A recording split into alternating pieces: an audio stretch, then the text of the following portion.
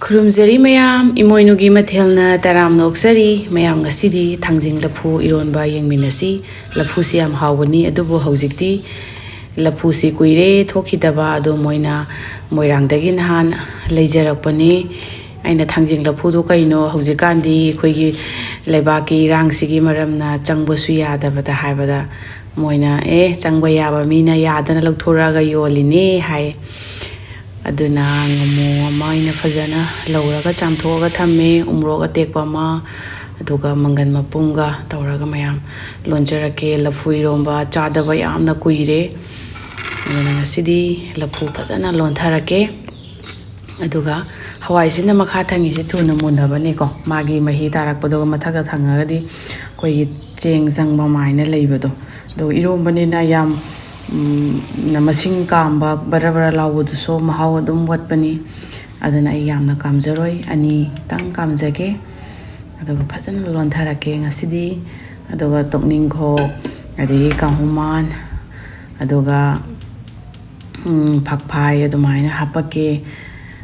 kahuman so nanam yam nuksiba aduga morok sabagi sangsi so mana dum hingathanba pukkumba di chaktraga chinda sabadudi ko adana aidi mangansi yam hapte ngamu si khara chawba ma lawjaiye mana khara yamna mafon oinaba mangansiga aduga yamna toiraga tawbadu so ai pamjade hapet saringai da mangansi yamna Laphu siga namkhai hoge adala Laphu Eronba sida thaina de nakche kakto hapade yam hawbani khoina ngangai ngai da pupu boina naksek porakpado hawbani sikti Phangambasu yai kuire naukse kakti ugidaba